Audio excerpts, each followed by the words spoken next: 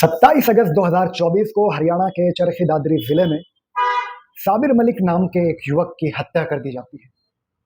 और ये हत्या करने वाले खुद को बताते हैं गौरक्षक, जबकि ये गौरक्षक नहीं, ये तो राक्षस है, राक्षस।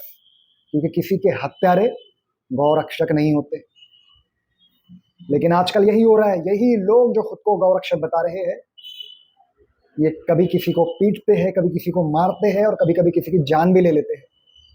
जबकि देखा जाए खासकर उत्तर प्रदेश में, तो जिसको ये अपनी माता कहते हैं, गाय को, वही गौ माता सड़कों पे घूमती हुई नजर आ रही है। कूड़ा कचरा खाने को मजबूर है गाय। और भारत का अगर से हम देखें कि भाई बीफ एक्सपोर्ट में हम कहाँ हैं, तो दिन प्रतिदिन हमारा लेवल बढ़ता जा रहा है बीफ एक्सपोर्ट में। तो इन गौरक्षकों का ध्यान इस तरफ नहीं जाता कि ये जितनी भी जो बीफ एक्सपोर्ट कंपनियां हैं, उन पे पाबंदी लगाने के लिए हमारा संगठन आवाज उठाए। नहीं, कभी नहीं आवाज उठाए इन्होंने आज तक, ना कभी उठाएंगे। इनको इस बात से कोई फर्क नहीं पड़ता। ये सिर्फ खुद को गौ रक्षक बताकर मुसलमानों को पीटना जानते हैं, मुसलमानों की जान लेना जानते हैं। तो मैं बात कर रहा था हरियाणा के चरखी दादरी जिले में हुई 27 अगस्त को साबिर मलिक की हत्या की। तो उस केस में अभी एक नया मोड़ आया है। उस वक्त तो बताया गया था कि साबिर मलिक और उसके परिवार ने गौ मांस पका के खाया है और ये गौ मांस खाते हैं। लेकिन अभी फरीदाबाद लैब से आई हुई रिपोर्ट कहती है कि वो गाय का गोश्त नहीं था। अब सोचो आप, जिन लोगों ने भी साबिर मलिक की हत्या की थी, ये कहकर कि ये गाय का गोश्त खाता है, अब उनकी जिंदगी पूरी तरीके से तबाह। आपको याद होगा मार्च 2024 में क्या हुआ था।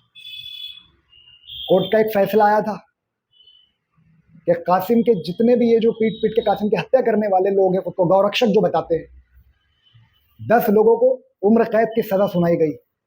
और अब इस बार इंशाल्लाह ये खुद को गौरक्षक बताया हरियाणा के इन लोगों ने, इनको भी कड़ी से कड़ी सजा मिलेगी। अभी तक तकरीबन 10 लोगों को गिरफ्तार किया गया है और पुलिस कह रही है कि तकरीबन 6 और लोगों को गिरफ्तार किया जाएगा। तो आप सोचो, ये खुद को गौरक्षक बताने वाले राक्षस बन चुके हैं, राक्षस, और इन्हीं की जिंदगियां तबाह हो गई। और ये जो 10 लोग जो हरियाणा के हैं, जो खुद को गौरक्षक बताते हैं, उनमें से 2 नाबालिग गए। अरे जिनकी जिंदगी पढ़ने लिखने की थी, अपना करियर बनाने की थी, वो किसी की जान ले रहे हैं और कह रहे हैं कि आई एम अ गौरक्षक, I proud to be a गौरक्षक। वाह! अरे ये धर्म का काला चश्मा उतारो और देखो कि आप किसके इशारों पे काम कर रहे हो। अभी नारे लग रहे हैं आजकल, कटोगे बटोगे तो कटोगे। किसे कह रहे हैं ये, बटोगे तो कटोगे? अरे ये नारा लगाना ही है तो किसी खास धर्म वालों के लिए नहीं, पूरे भारत देश के हिंदू, मुसलमान, सिख, ईसाई, बौद्ध, तमाम धर्मों के लिए ये नारा होना चाहिए। मेरे भाइयों, मेरे भारतीयों, अगर से बटोगे तो कटोगे, ये नारा पूरे भारतीयों के लिए होना चाहिए।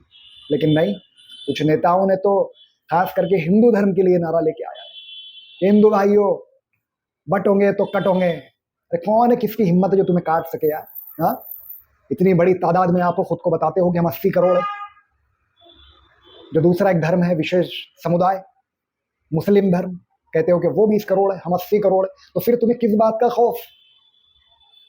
और बांटने वाले है कौन? जात पात के नाम पे बांट कौन रहा है? कौन है वो लोग? तो मुसलमान कहता है आपको कि आप हो एससी, आप हो एसटी, आप हो ओबीसी, आप हो ओपन कैटेगरी के। नहीं, हमें क्या करना है तुमसे?